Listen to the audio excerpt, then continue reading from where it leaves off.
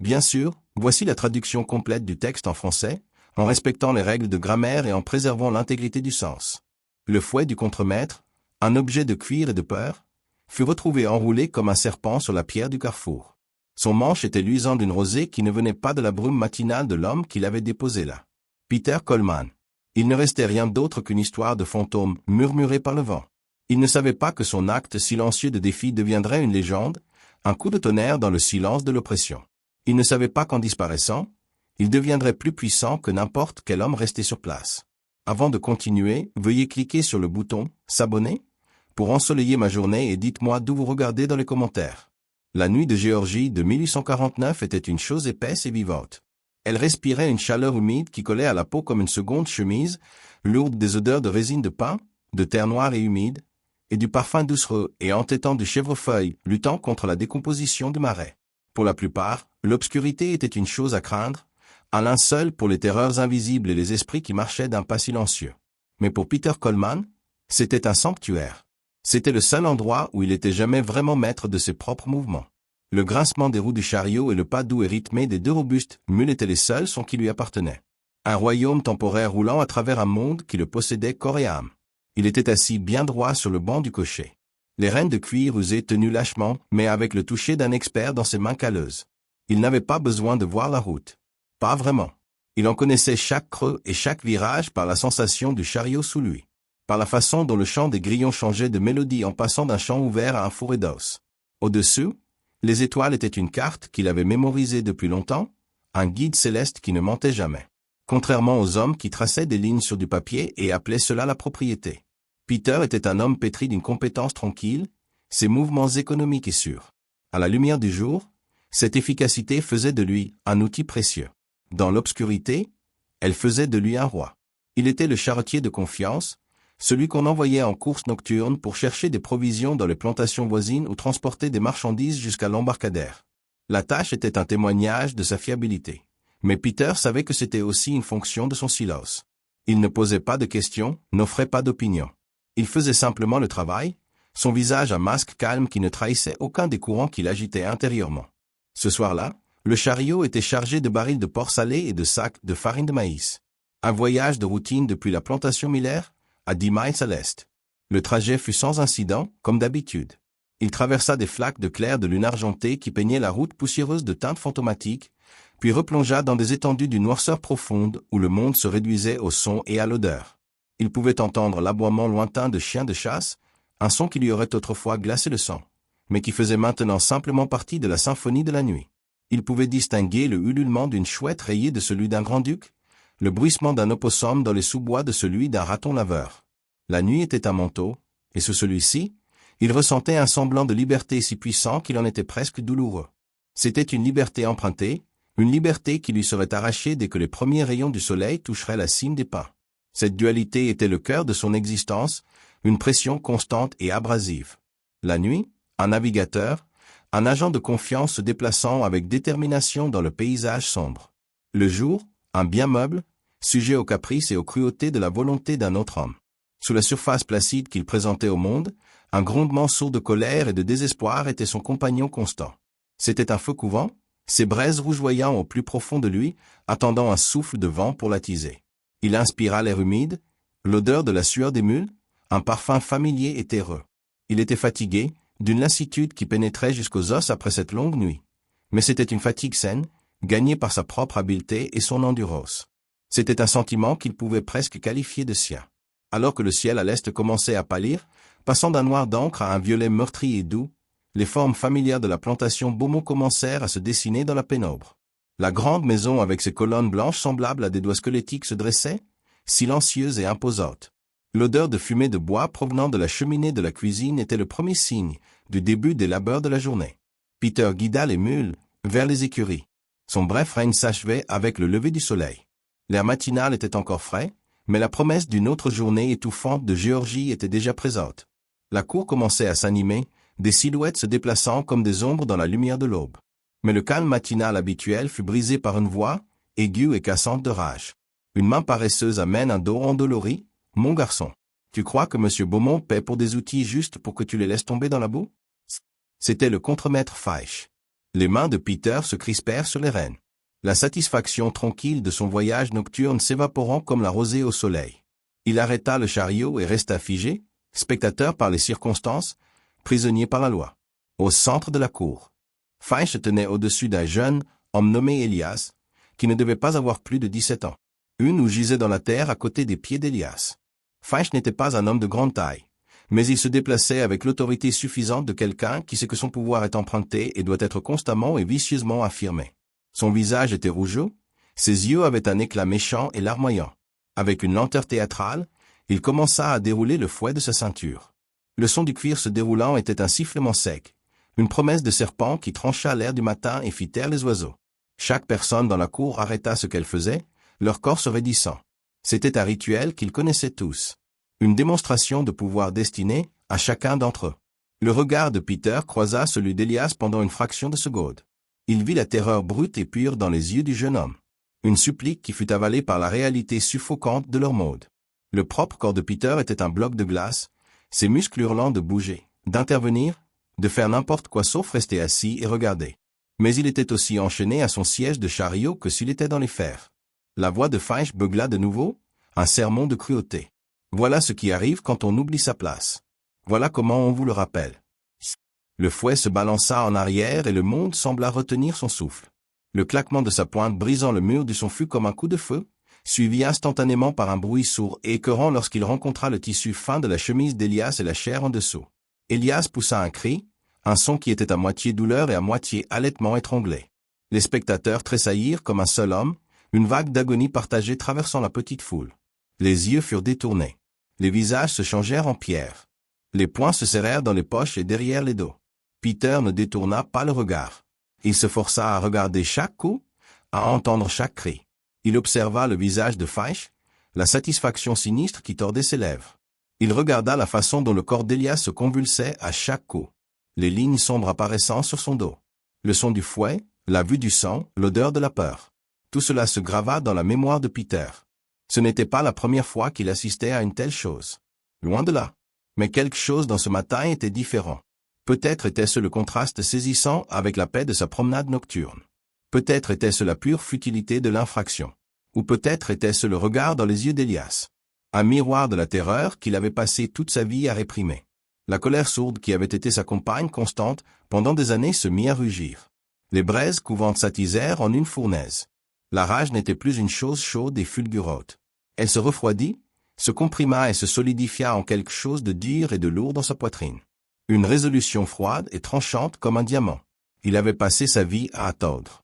Attendre un maître plus clément, attendre un contremaître moins cruel, attendre qu'une loi change, attendre un Dieu qui semblait sourd. Il vit avec une clarté absolue et bouleversante que l'attente était un espoir insensé. La liberté n'était pas quelque chose de donné. Ce n'était pas quelque chose qu'il fallait attendre. Elle devait être prise. Alors que Finch laissait enfin le fouet se taire, sa pointe dégoulinante, la décision de Peter était prise. Il ne verrait pas un autre matin comme celui-ci. Il n'entendrait plus ce son. Il regarda la silhouette brisée d'Elias sur le sol, puis le fouet dans la main de Finch. Et il sut que l'un d'eux devait être retiré de ce monde. Et il ne laisserait pas ce sort lui être réservé. Le soleil était maintenant complètement au-dessus de l'horizon, projetant de longues ombres sur la cour. Pour Peter, c'était comme le dernier lever de soleil qu'il verrait jamais sur la plantation Beaumont. L'infirmerie était moins un lieu de guérison qu'une petite cabane étouffante où les gravement blessés ou les très âgés allaient attendre. Elle sentait les herbes bouillies, les cataplasmes et la faible odeur métallique de sang séché qui avait imprégné le plancher en bois. Peter, à moitié portant, à moitié guidant Elias, franchit la porte basse, le corps du jeune homme tremblant de choc et de douleur. À l'intérieur, Sarah attendait déjà. C'était une femme qui semblait aussi vieille que les cyprès du marais. Son visage était une carte magnifique et complexe de rides, ses yeux détenant une sagesse à la fois ancienne et immédiate. Elle regarda les zébrures sanglantes sur le dos d'Elias, son expression inchangée, comme si elle avait vu cette scène exacte 1000 fois auparavant. Elle l'avait vu. Allonge-le sur la paillasse, mon enfant, dit-elle, sa voix un murmure baïro qui contenait plus d'autorité que le plus fort des beuglements de Finch. Peter aida doucement Elias à s'allonger sur le mince matelas rempli de spattes de maïs. Sarah se déplaçait avec une grâce lente et délibérée, ses mains noueuses étonnamment stables alors qu'elle rassemblait un bol d'eau tiède, des chiffons propres et un onguent sombre et piquant d'un pot en argile. Elle ne dit rien alors qu'elle commençait à nettoyer les plaies, son contact si doux qu'Elias, qui serrait la mâchoire contre la douleur, se détendit lentement. Peter se tenait à côté, sa grande silhouette remplissant la petite pièce, ses mains se sentant inutiles et maladroites. Il regardait le travail méthodique de Sarah, la façon dont elle nettoyait les marques de la saleté et du sang. Ces mouvements étaient un rituel de soins pratiqué dans un monde défini par l'insouciance. Finalement, alors qu'elle commençait à appliquer le cataplasme frais et apaisant, elle parla, sa voix si basse qu'elle faisait presque partie des ombres de la cabane. Elle ne regarda pas Peter, ses yeux restaient fixés sur son travail. « Certains serpents, tu ne peux pas leur échapper, » murmura-t-elle, ses mots semblant flotter dans l'air épais et herbal. « Ils sont rapides. Ils savent toujours où tu vas. Tu cours. Ils ne font que suivre. Ça ne fait que les rendre plus méchants. » Le cœur de Peter battit fort contre ses côtes. Il savait qu'elle ne parlait pas des mocassins d'eau dans le marais. Il resta silencieux, écoutant avec une intensité qui rendait l'air autour de lui électrique. Sarah trempa de nouveau ses doigts dans l'onguent. « Il y a longtemps, » continua-t-elle, sa voix prenant une cadence de conteuse, il y avait un esprit, un filou. Il pouvait marcher outre les modes. Mais il devait laisser quelque chose derrière lui pour le faire. Il devait se défaire de sa vieille peau pour que la nouvelle puisse pousser. Elle fit une pause, tamponnant l'onguent sur une entaille particulièrement profonde sur l'épaule d'Elias. Il allait à un carrefour, un endroit où les chemins à suivre sont tous différents. Il y laissait un gage, quelque chose qui le liait au monde qu'il quittait. Et quand il s'en allait, il était un homme nouveau. La vieille peau, elle restait juste là, un signe pour ceux qui savaient le lire. Elle se tut de nouveau. Son travail était terminé. Elle couvrit le dos d'Elias avec un morceau de lin propre. Le message codé flottait dans l'air entre eux, aussi clair pour Peter que si elle l'avait crié. Le carrefour, celui à 1 mile de la plantation, où la route vers le nord se séparait de la route vers la rivière. Le serpent était Faish, et plus que Faish, c'était le fouet qu'il portait, le symbole et l'instrument de leur servitude. Et le gage, la vieille peau à laisser, devait être le fouet lui-même. C'était un plan si audacieux, si imprégné de folklore et de défis, qu'il en coupa le souffle à Peter. Ce n'était pas juste une fuite. Sarah lui offrait le langage pour un rituel. Une façon de transformer un acte de désespoir en un acte de pouvoir. C'était une façon non seulement d'échapper à ses chaînes, mais de les briser avec sauce. Une vague de profonde gratitude le submergea, si forte qu'elle le mit presque à genoux. Dans ce monde suffocant, il n'était pas entièrement seul. Quelqu'un avait vu le feu en lui, et, au lieu d'essayer de l'éteindre, venait de lui tendre une torche. Il regarda Sarah, qui rencontra enfin son regard. Ses vieux yeux étaient clairs, et dans leur profondeur, il vit non seulement la connaissance, mais aussi une bénédiction. Il fit un unique hochement de tête, presque imperceptible. C'était toute la confirmation dont elle avait besoin. Il ne se contenterait pas de fuir le serpent. Il lui volerait ses crocs et les laisserait enrouler dans la poussière en guise d'avertissement.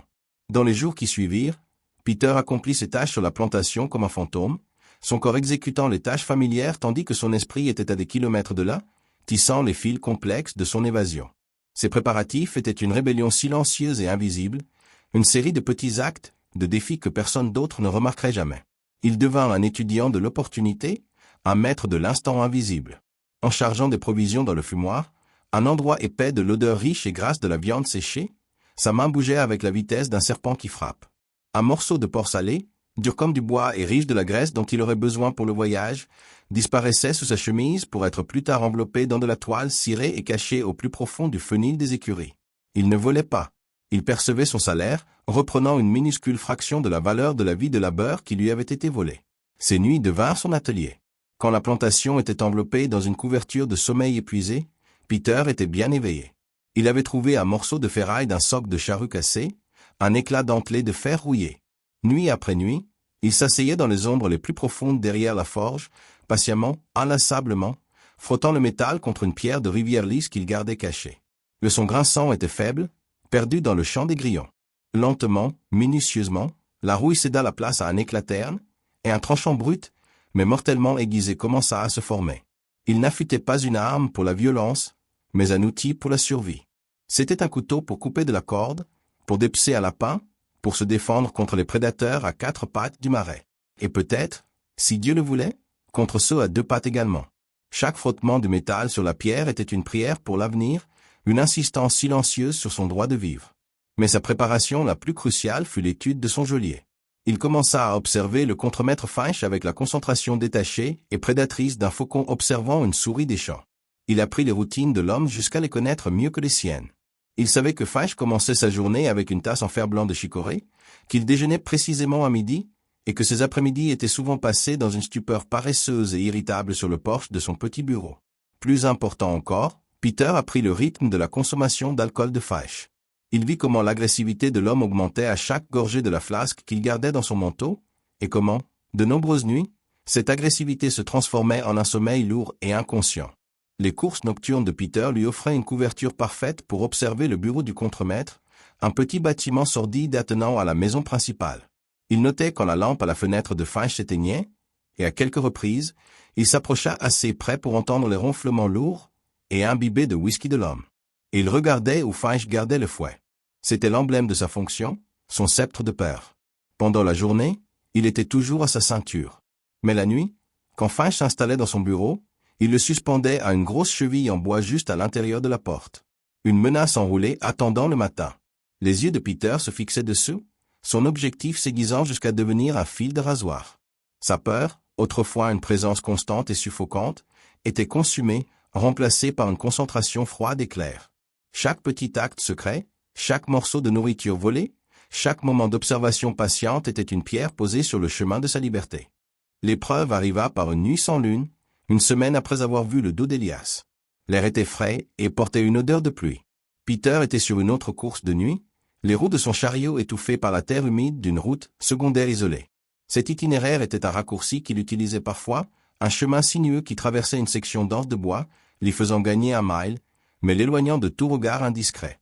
Il ressentait la paix familière de l'obscurité, le bourdonnement silencieux des roues, un rythme réconfortant. Quand 2 silhouettes à cheval se matérialisèrent des ombres devant, bloquant le chemin. Patrouille d'esclaves. Le cœur de Peter ne bondit pas. Il se transforma en une pierre froide et lourde dans sa poitrine. Une lanterne fut avancée, son faisceau jaune traversant l'obscurité et l'aveuglant. « Arrête-toi là, mon garçon. Où vas-tu » La voix était rude, empreinte de suspicion et de l'autorité désinvolte des hommes qui aimaient leur travail. Peter garda les mains fermes sur les rênes, son visage délibérément calme, un masque d'obéissance las qu'il avait perfectionné au cours d'une vie. Il cligna des yeux contre la lumière, laissant ses yeux s'adapter. « Bonsoir, messieurs, » dit-il, sa voix égale et respectueuse. « Je vais juste chercher des provisions pour Monsieur Beaumont. Longue nuit. » Il brandit le laissez-passer de voyage signé, le papier flottant légèrement dans la brise. L'un des hommes, une silhouette corpulente avec une barbe épaisse, se pencha de son cheval pour le saisir. Il le tint près de la lanterne, ses lèvres bougeant alors qu'il lisait lentement les mots. L'autre patrouilleur fit le tour du chariot, les sabots de son cheval faisant des bruits sourds dans la terre. Il jeta un coup d'œil à l'arrière, au sac et au baril, son silence plus menaçant que les questions de son partenaire. « Ce n'est pas la route principale vers la rivière », dit l'homme barbu en rendant le laissez-passer. Ses yeux étaient plissés, cherchant sur le visage de Peter le moindre signe de tromperie. « Qu'est-ce que tu fais sur cette piste ?» C'était le test de son sang-froid. Le moment qui prouverait s'il avait l'esprit nécessaire pour survivre. Il ne pouvait pas hésiter. Il devait leur donner une histoire aussi solide et réelle que le sol sous leurs pieds. « Non, monsieur », acquiesça Peter, secouant la tête avec un soupir de frustration qui n'eut pas à feindre. La route principale est inondée près du passage du ruisseau. Une grosse tempête la semaine dernière a fait monter l'eau terriblement. Les mules auraient eu de la boue jusqu'au ventre. J'ai pensé que Monsieur Beaumont préférerait que je prenne le long chemin plutôt que de perdre son chariot. Il imprégna sa voix de la logique simple d'un homme essayant de faire son travail et d'éviter les ennuis. Il comptait sur sa réputation de fiabilité et sur leur ignorance de l'état immédiat du terrain. Les 2 hommes échangèrent un regard. L'histoire était plausible. Le temps avait été instable, et un ruisseau en crue était un désagrément courant. Le patrouilleur qui avait fait le tour du chariot grogna. Il a la marque de Beaumont sur le chariot, et le laissez-passer est en règle. Allons-y, on perd notre temps. L'homme barbu fixa Peter un instant de plus, sa suspicion luttant contre son impatience. Bon, alors vas-y et ne fais pas de bêtises. Il éprena son cheval, et les 2 hommes dépassèrent le chariot au trot, disparaissant de nouveau dans l'obscurité oppressante d'où ils étaient venus. Peter resta parfaitement immobile jusqu'à ce que le son de leurs chevaux se soit complètement estompé, remplacé une fois de plus par le chant des grillons. Il laissa échapper un souffle qu'il n'avait pas réalisé qu'il retenait, ses jointures blanches là où il serrait les rênes. Son cœur battait maintenant à tout rompre contre ses côtes, un tambour sauvage d'adrénaline et de soulagement. La rencontre avait été un fil du rasoir, un aperçu terrifiant de la rapidité avec laquelle tout pouvait être perdu. Mais il n'avait pas craqué. Il n'avait pas paniqué. Il avait répondu à leurs suspicions par un mensonge calme. Il l'avait cru. Il avait utilisé sa connaissance du terrain, son propre domaine, pour les déjouer. Un sentiment lent et puissant commença à se répandre en lui, repoussant la peur froide. C'était de la confiance. C'était la preuve indéniable qu'il pouvait réfléchir vite, que son esprit était une arme aussi tranchante que le couteau caché dans sa botte. Cette quasi-catastrophe ne l'avait pas découragé. Elle avait forgé sa résolution en acier. Il fit claquer les rênes et les mules se mirent en marche, tirant le chariot plus profondément dans la nuit. Le royaume des ténèbres était de nouveau sien, et il savait maintenant, avec une certitude qui s'installa au plus profond de son âme, qu'il était prêt à le quitter pour toujours. La salle à manger commune était un espace défini par un silence las. Après une journée passée sous le marteau implacable du soleil, les corps étaient trop fatigués pour parler, et les esprits trop lourds pour rire. L'air était épais de l'odeur de légumes verts bouillis, de pain de maïs et de l'épuisement collectif de 2 douzaines d'âmes. Peter était assis sur un banc en bois bas, le dos contre le mur de la cabane grossièrement taillée. Il mangea son maigre repas de légumes verts et d'un petit morceau de poisson salé, lentement, délibérément. Chaque bouchée était un acte conscient, un dernier goût de la vie qu'il était sur le point de laisser derrière lui. Il ne se contentait pas de manger. Il observait, gravant la scène dans une partie de sa mémoire qu'il savait douloureuse pour les années à venir, et elle regarda les visages autour de lui, illuminés par la lumière vacillante et grasse d'une seule lampe à suif. Il vit les profondes rides de fatigue gravées autour des yeux du vieux Jacob. La façon dont les épaules de Martha s'affaissaient alors qu'elle essayait de persuader son plus jeune enfant de manger. Il vit la colère silencieuse et bouillonnante dans les yeux des jeunes hommes et la profonde lassitude, ancrée jusqu'aux os, sur les visages des femmes. C'étaient les visages de sa famille, la seule qu'il ait jamais connue. Ils n'étaient pas liés par le sang, mais par une souffrance partagée plus épaisse que n'importe quelle lignée. Un profond sentiment de tristesse, un chagrin si vif qu'il ressemblait à une lame physique, le submergea. Il se coupait de ce corps, amputant une partie de sa propre âme. Les quitter était une trahison qu'il ne pouvait justifier, seulement endurer. Il croisa le regard d'une petite fille de pas plus de 5 ans, qui le regardait avec de grands yeux curieux. Il rompit un morceau de son propre pain de maïs, une portion importante de son petit repas, et le lui tendit. Elle se précipita, le lui arracha de la main avec un sourire timide et édenté, et retourna en courant aux côtés de sa mère. Ce petit acte de générosité ressemblait à une prière, une offrande finale et inadéquate à la communauté qu'il abandonnait.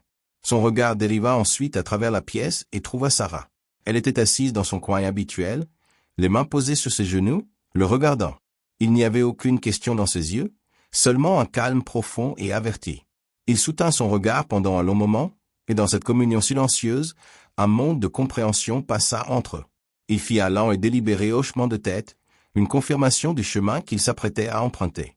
Elle répondit par une inclination de tête à peine perceptible, une bénédiction silencieuse. C'était son adieu. Le chagrin était toujours là, une pierre froide dans son ventre, mais il était maintenant éclipsé par un espoir féroce et brûlant, une attirance désespérée vers l'horizon inconnu. Il termina son repas, la nourriture sans saveur dans sa bouche, et se leva. Personne ne lui prêta attention alors qu'il se glissait hors de la cabane et dans l'obscurité qui attendait. La nuit était complètement tombée, et la plantation était calme, à l'exception du cœur omniprésent du marais. Peter se déplaçait dans les ombres avec une aisance habituée, ses pieds nus ne faisant aucun bruit sur la terre fraîche et humide. Il était redevenu une créature de la nuit. Mais cette fois, son but n'était pas de servir son maître, mais de le défier totalement. Il s'approcha du bureau du contremaître, une petite structure en planche qui s'appuyait contre le côté de la maison principale comme un dépendant maladif. Le bâtiment dégageait une impression de sordidité qui allait au-delà de son état physique. Il sentait le whisky éventé, la sueur non lavée et la faible odeur âcre de vieux cuir. C'était l'odeur de Finch lui-même. Comme Peter l'avait prédit, la lampe à la fenêtre était éteinte, mais un son bas et guttural émanait de l'intérieur. Les ronflements lourds et humides d'un homme plongé dans une profonde stupeur alcoolique. La porte n'était pas verrouillée. Elle ne l'était jamais. L'arrogance de Finch était sa seule sécurité. Peter souleva le loquet avec une lenteur extrême, le léger déclic semblant aussi fort qu'un coup de feu dans le silence profond. Il poussa la porte, 1 millimètre à la fois, son corps tendu, chaque nerf en alerte. Les ronflements continuèrent, ininterrompus. Il se glissa à l'intérieur, tirant la porte derrière lui jusqu'à ce qu'elle soit presque fermée, ne laissant qu'une fente pour éviter un autre déclic. La pièce était encore plus nauséabonde de près. Une bouteille de whisky à moitié vide se trouvait sur le petit bureau encombré, à côté d'une assiette sale. Finch était affalé sur sa chaise, la tête rejetée en arrière, la bouche grande ouverte sous le faible clair de lune filtrant par la fenêtre crasseuse. Il avait l'air pathétique. Un homme vidé par sa propre cruauté, son pouvoir dissous dans l'alcool. Peter ne ressentit rien. La rage brûlante qu'il avait ressentie dans la course ce matin-là s'était complètement refroidie. Il ne restait plus de haine pour cet homme brisé, seulement un vide froid et immense, un dédain pour la faiblesse qui se masquait en force. Ses yeux allèrent immédiatement au mur à côté de la porte. Il était là, suspendu à une grosse cheville en bois, ses enroulements captant la faible lumière, se trouvait le fouet. Il semblait posséder une vie propre, une présence malveillante dans la pièce. Peter s'en approcha avec la prudence que l'on accorderait à un serpent venimeux. Il ne l'arracha pas du mur. Au lieu de cela, il tendit la main et laissa ses doigts effleurer le cuir tressé. Il était frais et d'une douceur déconcertante. Il pouvait sentir son poids, l'histoire de la douleur tissée dans ses fibres mêmes. C'était la source, l'instrument qui traduisait la volonté d'un homme en l'agonie d'un autre. Le décrocher de la cheville était un acte lourd d'un symbolisme qui résonnait au plus profond de son âme. Le fouet semblait plus lourd que prévu, non seulement en poids physique, mais dans le fardeau qu'il représentait. Il prenait le contrôle du récit, saisissant l'outil de sa propre oppression. Il le tint dans sa main, sa longue lanière traînant sur le sol, et regarda une dernière fois la silhouette endormie de Faish. Il laissait l'homme, mais emportait le monstre. Sans un autre regard, Peter se retourna et se glissa de nouveau dans la nuit, aussi silencieux que l'ombre qu'il était. Le fouet maintenant en sa possession, il marcha, sans courir, loin des terres de la plantation. Le mile jusqu'au carrefour lui parut le plus long voyage de sa vie, chaque pas l'éloignant davantage du monde connu et le plongeant plus profondément dans un avenir incertain. La pleine lune était haute et blanche dans le ciel, une lanterne céleste qui projetait de longues ombres squelettiques des arbres. L'air était frais et pur, lavant la puanteur du bureau de Faish. Il portait le fouet non pas enroulé, mais tenu par le manche, laissant sa longueur traîner dans la poussière derrière lui. Un dernier acte de profanation, une dernière insulte à son bout. C'était une chose morte maintenant, son pouvoir brisé. Il atteignit le carrefour, l'endroit où 4 pistes de terre convergeaient au milieu des bois. Au centre de l'intersection se trouvait une grande pierre à sommet plat, usée et polie par le temps et les intempéries. C'était un point de repère, un lieu de folklore local, un point de décision. Ce soir, ce serait un hôtel. Peter s'arrêta devant la pierre, le silence de la nuit absolue, rompu seulement par le son de sa propre respiration régulière et le ululement lointain d'un hibou.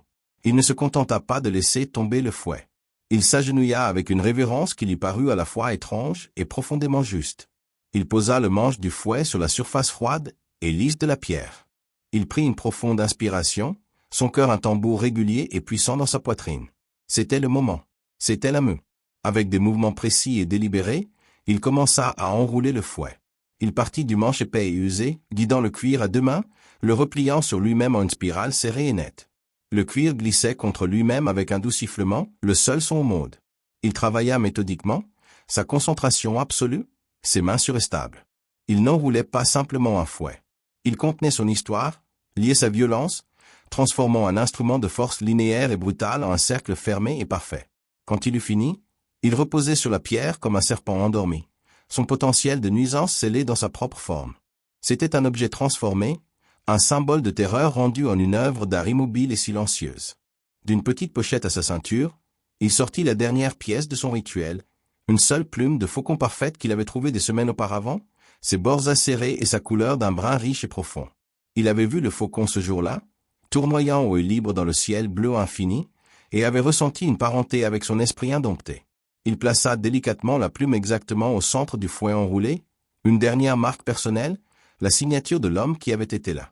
Il se releva, ses genoux craquant doucement. Il regarda son œuvre sur la pierre, le fouet enroulé et la plume. Une nouvelle icône étrange et puissante sous le clair de lune creux. C'était un message, une pierre tombale et une promesse. Il jeta un dernier regard, gravant l'image dans son esprit pour toujours. Puis il lui tourna le dos. Il fit face plein nord, vers l'attente sombre du marais, vers une liberté qu'il ne pouvait pas encore imaginer mais qu'il sentait dans chaque fibre de son être. Il fit le premier pas, puis un autre, son allure égale et résolue. Il ne regarda pas en arrière.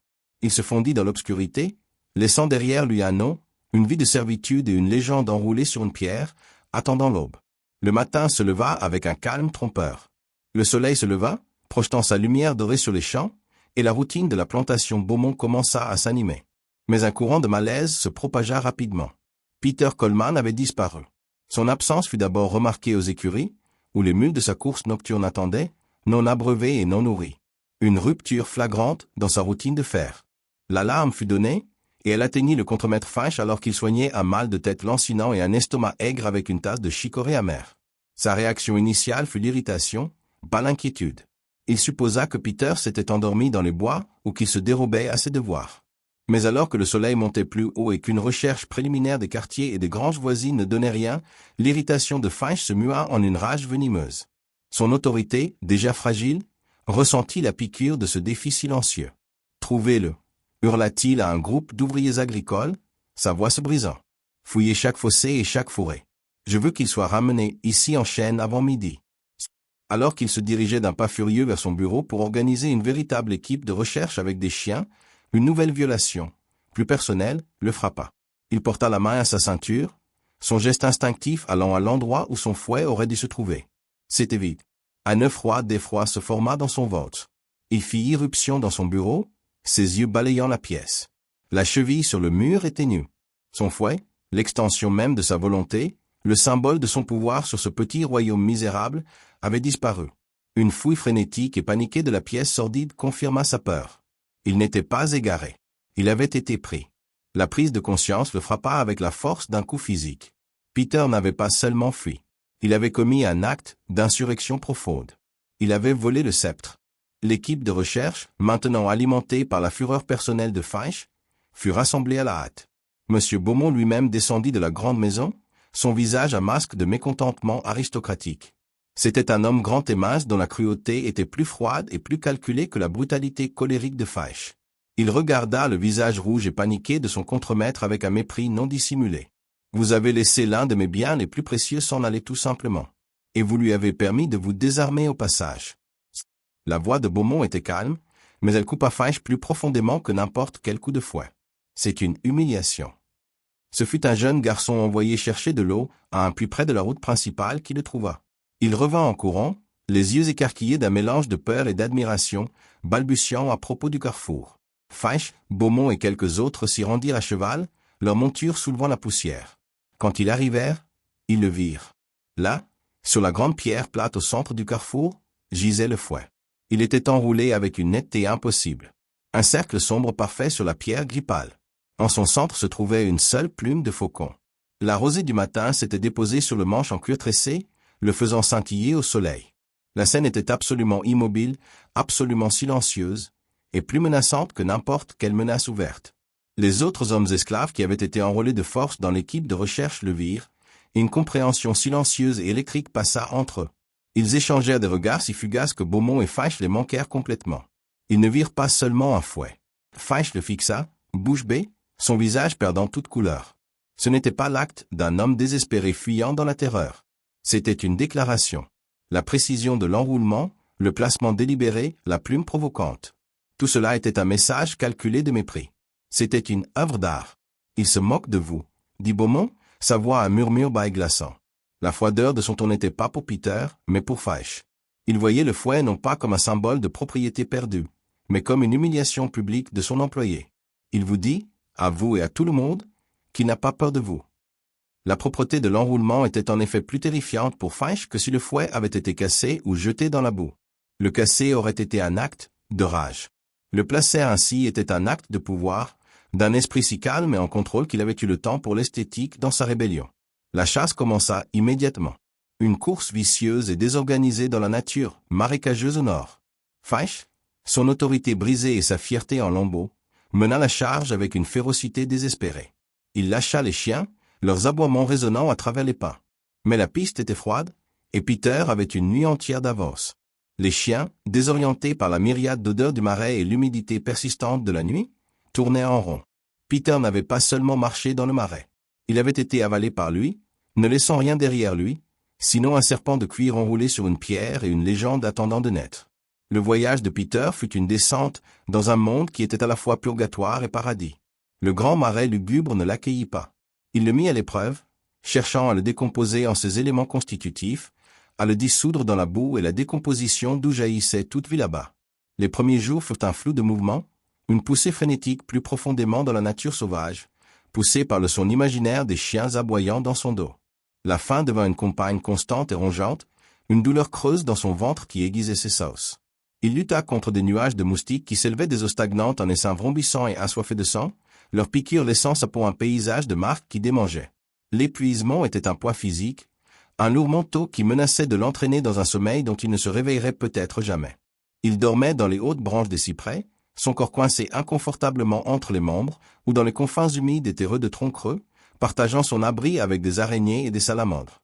La peur était son ombre, une présence constante qui murmurait la capture, le fouet, la fin brutale et ignominieuse qui attendait tous les fugitifs. Pourtant, au milieu de cette épreuve brutale, quelque chose commença à changer en lui. Le marais, qui cherchait à le détruire, commença aussi à le refaire. Sa connaissance du monde naturel, glanée au cours d'années d'observation silencieuse lors de ses courses nocturnes, devint son salut. Il reconnut les larges feuilles de plantain, une mauvaise herbe qu'il pouvait mâcher en cataplasme pour apaiser ses piqûres d'insectes. Il trouva des racines de quenouille qu'il pouvait faire rôtir dans les petits feux sans fumée qu'il apprit à faire, leur chair féculente un repas fade mais vital. Il apprit à se déplacer avec le silence d'un prédateur, ses pieds trouvant appui sur un sol solide, ses yeux scrutant constamment les signes révélateurs de serpents. Il se dépouillait de la peau de la plantation, de la chair douce et vulnérable d'un homme qui dépendait d'un maître pour son pain quotidien. L'esclave nommé Peter, l'homme qui répondait à une cloche et tressaillait à une voix élevée, était en train de mourir dans ce marais. À sa place, un homme nouveau était en train d'être forgé. Une créature de la nature, autonome et dure. Il y eut des moments de désespoir si profonds qu'ils menacèrent de le noyer. Un soir, trompé par une averse soudaine, frissonnant de froid et faible de faim, il s'effondra au pied d'un chêne géant, la volonté de continuer complètement disparut. Il ferma les yeux, prêt à se rendre à l'inévitable. Mais alors qu'il gisait là, un rayon de lune perça la canopée, illuminant une seule toile d'araignée parfaite, ses fils ornés de gouttes de pluie. La vue, si complexe et belle dans sa force fragile, remua quelque chose en lui. Il vit sa propre lutte dans cette toile, une construction désespérée et belle contre le chaos du monde. Il se redressa, sa résolution se durcissant une fois de plus. Et il y eut des moments de beauté sublime et inattendue qui furent comme un baume sur son âme. Il assista à un lever de soleil sur une étendue d'eau brumeuse, le ciel passant du violet au rose puis à l'orange flamboyant, peignant l'eau noire de couleurs impossibles. Il regarda une biche et son fond boire à un ruisseau clair, leur mouvement plein d'une grâce innocente qui semblait appartenir à un autre monde. Dans ces moments, il ressentit une connexion avec le monde qu'il n'avait jamais connu, un sentiment d'appartenance plus profond que n'importe quelle communauté humaine. Il n'était plus un intrus dans cette nature sauvage. Il en faisait partie. Son identité était en train de disparaître, mais il ne devenait pas rien. Il devenait tout. Son esprit fusionnant avec l'esprit ancien et indompté du marais. Il était un homme en train de renaître, non pas dans l'eau, mais dans la boue, l'ombre et la lutte implacable et belle pour la vie. Des semaines plus tard et à de nombreux miles au nord, le premier écho de l'acte de Peter se propagea dans le monde des hommes. Dans une taverne poussiéreuse et infestée de mouches d'une petite ville située en bordure du Grand Marais, un marchand ambulant racontait une histoire. C'était un homme qui vendait de la ferblanterie et des tissus, sa vie passée sur les routes solitaires entre les colonies, et il était connu pour être sensé, peu enclin aux envolées fantaisistes. Mais ce soir-là, ses mains tremblaient si fort qu'il pouvait à peine tenir sa chope de bière. Son visage était pâle à la lumière vacillante de la lampe. La taverne était remplie de l'assortiment habituel de locaux, de fermiers et de trappeurs qui écoutaient avec un mélange de scepticisme et de curiosité. J'étais sur la vieille route de Beaumont juste au crépuscule. Commença le marchand, sa voix basse et tremblante, pour gagner du temps. Les bois y sont denses, vous savez, il fait vite noir. Ma jument, la vieille Besse, elle est stable comme un roc. Ne s'effraie jamais de rien. Mais tout d'un coup, elle s'arrête net sur la route, les oreilles dressées, tremblant comme une feuille. Il but une longue gorgée de bière, les yeux écarquillés par le souvenir. La route était vide. Je vous le dis, pas une âme en vue. L'air était complètement immobile. Et puis je l'ai entendu. Il fit une pause, et la taverne devint silencieuse, les hommes se penchant pour écouter. C'était un claquement de fouet. Fort, sec, comme s'il était juste à côté de mon oreille. Il frissonna, un tremblement visible parcourant son corps. Mais il n'y avait rien. Rien. Juste les arbres et le crépuscule. Bess est devenue folle, s'est cabrée et a failli me jeter à terre. J'ai dû me battre pour la maîtriser. Et je suis parti au galop de là, et je n'ai pas regardé en arrière. Quelques hommes du coin ricanèrent, rejetant sa peur. C'était probablement juste une branche qui tombait. On a heurté une autre en descendant. Ça ressemble parfois à un coup de feu, offrit l'un d'eux, un trappeur grisonnant au visage de cuir tanné. Ou le vent qui joue des tours dans les pins, ajouta un autre. Mais le marchand secoua la tête, sa certitude inébranlable. Non, insista-t-il, sa voix tremblant de conviction. Ce n'était pas une broche. Je suis sur la route, depuis 20 ans. Je connais les bruits des bois. C'était un fouet. Je le jurerais sur la tombe de ma mère. C'était un fouet, et il n'y avait pas de main pour le faire claquer. Il se tut, fixant sa chope, l'image de la route, vide et de son fantôme se rejouant clairement dans son esprit. Les locaux haussèrent les épaules et retournèrent à leurs boissons et à leurs conversations, l'histoire rejetée comme les divagations d'un voyageur effrayé. Mais la graine avait été plantée. L'histoire était trop étrange, trop spécifique pour être complètement oubliée. Elle serait répétée, transmise d'une personne à l'autre. Une anecdote curieuse racontée autour des feux de fin de soirée. La légende du fantôme du carrefour, l'esprit d'un fugitif qui avait laissé son tonnerre derrière lui, venait de prendre son premier souffle. L'histoire du claquement de fouet fantôme se répandit comme une fièvre dans les quartiers des esclaves de Beaumont et des plantations environnantes. C'était une histoire racontée à voix basse au cœur de la nuit, une étincelle d'espoir transmise d'une âme lasse à une autre. Peter Coleman n'était plus un homme. Il était un mythe. Il était le fantôme du carrefour, un esprit protecteur qui avait transformé l'arme de son oppresseur en un bouclier pour son peuple. La légende devint une chose tangible, une présence dans les bois, un nouveau son dans la symphonie de la nuit. Pour les patrouilleurs et les contremaîtres, c'était une source de blagues nerveuses et une raison de voyager par deux après le crépuscule. Pour les esclaves, c'était une prière. Des mois plus tard, deux jeunes âmes décidèrent de tester cette prière. Luc était à peine un homme, nerveux et rapide, avec un feu dans les yeux que la plantation n'avait pas encore réussi à éteindre. Anna était plus jeune, son visage portant encore la douceur de l'enfance, mais son esprit était forgé d'une résilience silencieuse et obstinée. Ils s'enfuirent par une nuit sans lune, l'obscurité leur seul allié. Ils se déplaçaient à travers les bois familiers, leurs pieds n'y laissant de douces empreintes dans la terre humide, leur cœur battant un rythme frénétique contre leurs côtes. Ils se dirigeaient vers le nord, suivant les murmures, suivant le fantôme de Peter. Ils avaient une avance, mais ils savaient qu'elle ne durerait pas. À minuit, ils l'entendirent. Le son qu'ils redoutaient, l'aboiement lointain et lugubre des chiens. Le son se rapprocha, une promesse implacable et terrifiante de capture. La panique commença à s'installer, une liane froide s'enroulant autour de la poitrine de Luc. Il attrapa la main d'Anna, la tirant plus vite à travers les sous-bois enchevêtrés, les épines et les branches déchirant leur peau et leurs vêtements. Les aboiements étaient plus forts maintenant, plus proches. Ils pouvaient entendre les cris des hommes, le bruit sourd des sabots des chevaux. Ils se rapprochaient. Ils débouchèrent dans une petite clairière, les poumons en feu, les jambes tremblant d'épuisement. Les chiens étaient presque sur eux, une frénésie chaotique, de bruit et de dents qui claquent juste au-delà de la lisière des arbres. Un homme à cheval traversa les broussailles, son visage illuminé une seconde par le faisceau de sa lanterne. Les voilà, beugla-t-il. C'était fini. Ils étaient pris.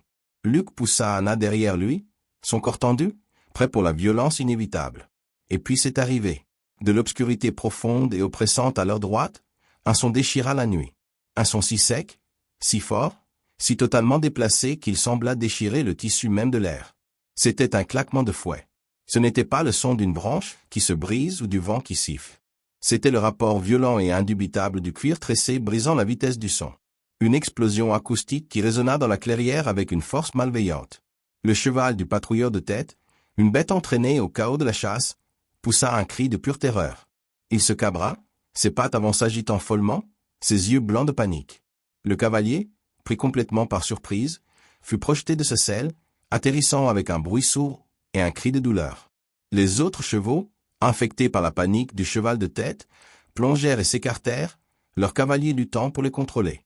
Les chiens, qui avaient été une vague unifiée d'agression, tombèrent dans un chaos de jappements confus, leurs instincts de chasse brisés par le son inexplicable.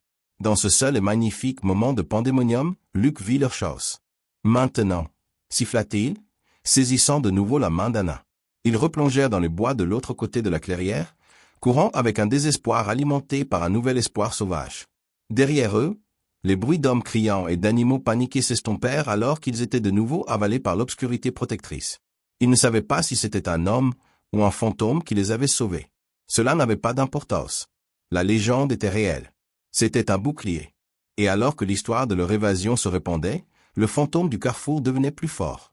Sa légende, un coup de tonnerre dans le silence, une aile protectrice sur tous ceux qui osaient rêver de fuite. Pour le contremaître Feich, la légende n'était pas un bouclier. C'était un tourment. Le fantôme de Peter Coleman avait quitté les bois et avait élu domicile dans le paysage aride de son propre esprit. Il devint un homme hanté, non pas par un esprit, mais par l'écho de sa propre cruauté. Le fouet enroulé sur la pierre avait été une émasculation publique, et il ne s'en remit jamais. Son autorité, autrefois absolue, était maintenant une blague, murmurée dans son dos. Les autres esclaves le regardaient avec une nouvelle expression dans les yeux, un mépris silencieux et averti qui le troublait plus qu'un défi ouvert. Il se mit à boire davantage, cherchant le réconfort au fond d'une bouteille. Mais le whisky ne faisait qu'aiguiser les bords de sa paranoïa. Il commença à entendre des choses. Une corde qui claque, dans le vent ressemblait à un fouet. Une branche qui craque sous ses pieds le faisait sursauter.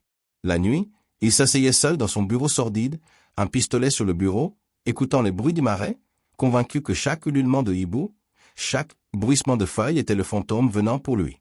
Il devint une épave. Son visage perpétuellement rougeau, ses mains tremblantes, ses yeux allant et venant avec un air de traqué. Son obsession se fixa sur le carrefour. Il le voyait comme la source de son humiliation, la scène où Peter l'avait défait. Par une nuit sombre et orageuse, des mois après l'évasion de Luke et Anna, la santé mentale effilochée de Faish céda finalement. Le vent hurlait autour de son petit bureau, faisant vibrer les vitres, et la pluie tombait à verse. Pour Faish, chaque rafale de vent portait un murmure de son nom. Chaque roulement de tonnerre ressemblait au prélude d'un claquement spectral. Alimenté par le whisky et un puissant fond de rage apitoyé, il attrapa son pistolet et sa lanterne et sortit en trombe dans la tempête. Il allait affronter le fantôme.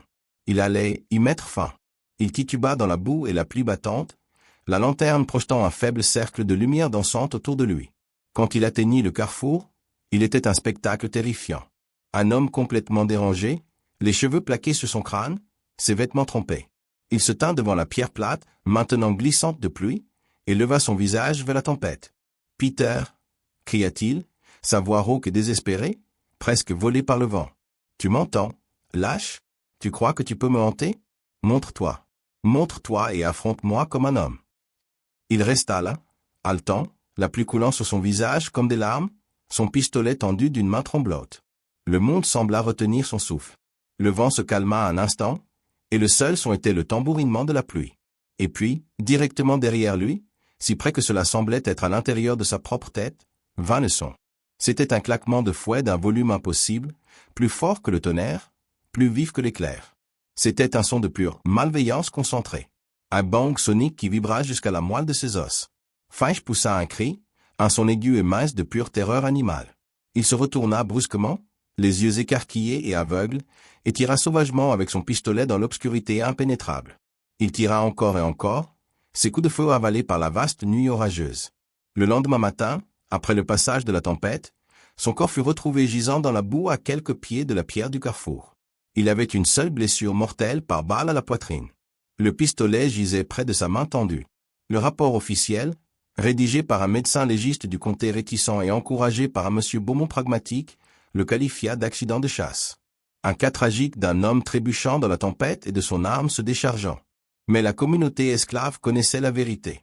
Ils regardèrent la tombe anonyme où Faish fut enterré à la hâte, et ils se regardèrent avec les mêmes regards silencieux et avertis qu'ils avaient partagés lorsqu'ils avaient vu pour la première fois le fouet enroulé. Ce n'était pas un accident. C'était la justice. Le fantôme du carrefour avait fait sa première victime, non pas avec une main spectrale, mais avec l'âme bien plus puissante d'une conscience coupable. Plusieurs années passèrent. La guerre vint et repartit. Une grande tempête sanglante qui déchira le vieux monde et en laissa à nouveau, incertain et étrange, à sa place. Loin au nord, dans la ville portuaire animée et chaotique de Philadelphie, un homme qui se faisait appeler Isaac travaillait sur les quais. C'était un homme qui semblait taillé dans du vieux bois patiné. Sa peau assombrie par le soleil, ses mains épaisses de cale à force de tirer des cordes et de charger des cargaisons. Des cicatrices, de fines lignes blanches de son voyage à travers le marais, traçaient des motifs sur ses bras et son cou. Il était calme, presque silencieux.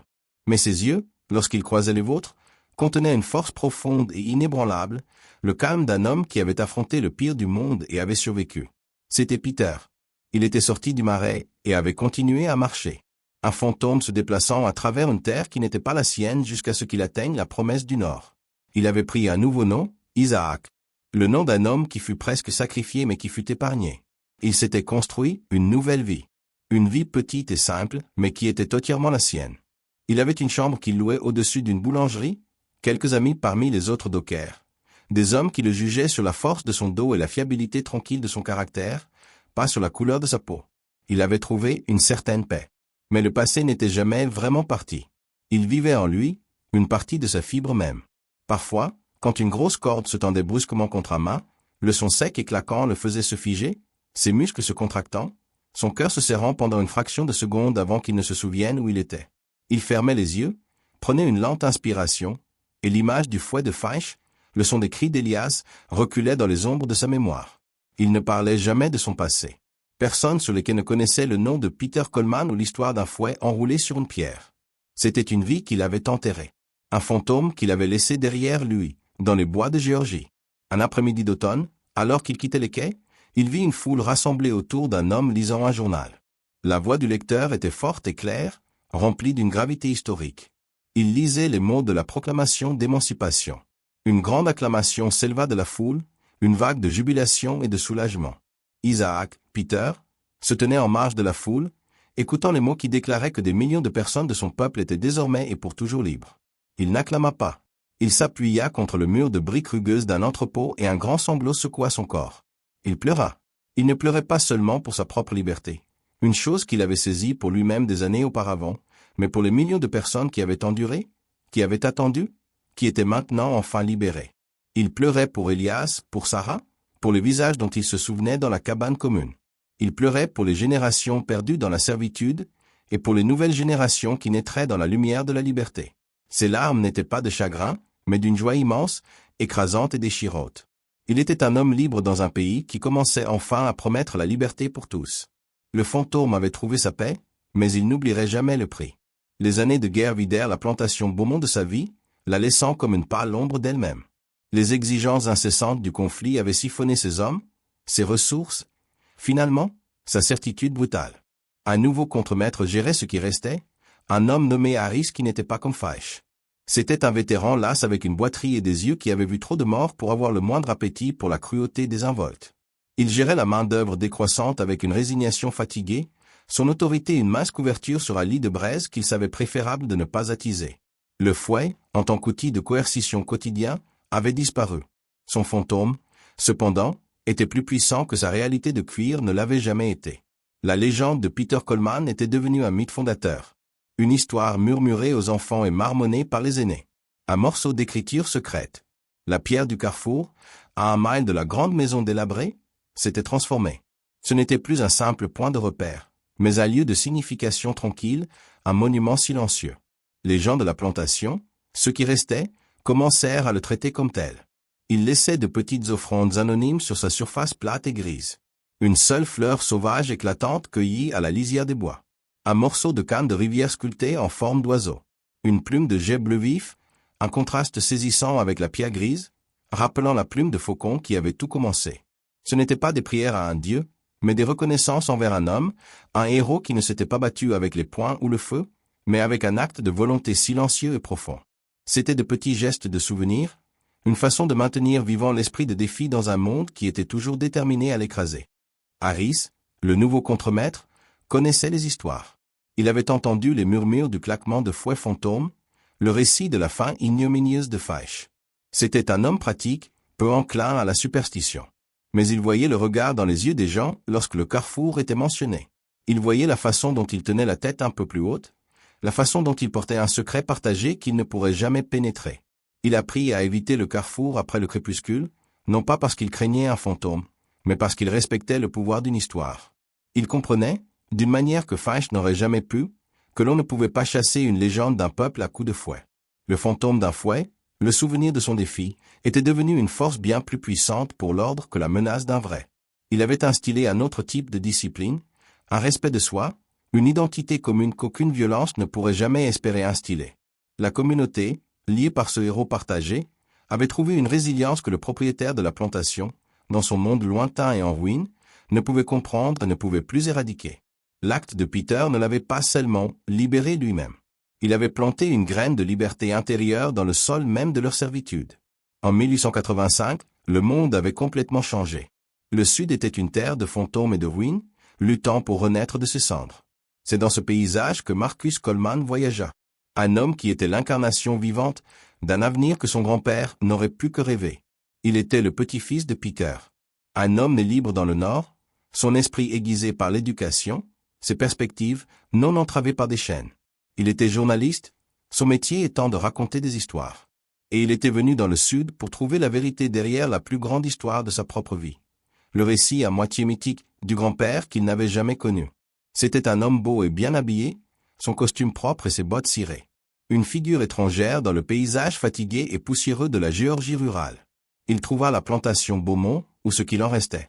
Les grandes colonnes blanches de la maison principale s'étaient effondrées, gisant dans un enchevêtrement de marbre brisé et de bois pourri, comme les os d'une grande bête éteinte. Les champs étaient envahis par les mauvaises herbes et les jeunes pins, la nature reprenant la terre qui lui avait été volée. Les cabanes d'esclaves étaient squelettiques, leurs toits effondrés, leurs murs penchés à des angles impossibles. Suivant une piste de la ville voisine, Marcus trouva une petite cabane soignée en retrait de l'ancienne route, un panache de fumée s'élevant de sa cheminée. Sur le porche était assis un vieil homme. Sa peau de la couleur de la terre riche, ses cheveux un nuage de blanc. Ses yeux, bien que voilés par l'âge, étaient vifs et clairs. Il avait été un enfant, dit-il, quand Peter avait disparu. Marcus s'assit avec lui, un carnet à la main, et écouta la voix du vieil homme, rauque et douce, donner vie à la légende. Il parla de la cruauté de Finch, de la terreur qui vivait dans l'air qu'il respirait. Il décrivit le matin où le fouet fut trouvé, le choc, la peur, puis l'admiration lente et électrisante. Il raconta à Marcus comment l'histoire avait grandi, comment elle était devenue un bouclier, une arme, une source de fierté. Marcus écoutait, son détachement de journaliste fondant, remplacé par un lien filial profond. « Alors c'est vrai ?» demanda Marcus, sa voix à peine un murmure. « Le fouet, la pierre, tout ça. » Le vieil homme se pencha en avant, ses yeux anciens se fixant sur ceux de Marcus. Il sourit. Un sourire lent et entendu qui plissa les coins de ses yeux. « Oh, c'est vrai, » dit-il, sa voix pleine d'une conviction profonde et inébranlable. Mais l'histoire, la façon dont nous la racontons, elle passe à côté de l'essentiel. Il n'a pas seulement fui, dit le vieil homme, sa voix baissant avec révérence. Il s'est envolé, et il a laissé son tonnerre derrière, lui pour nous autres.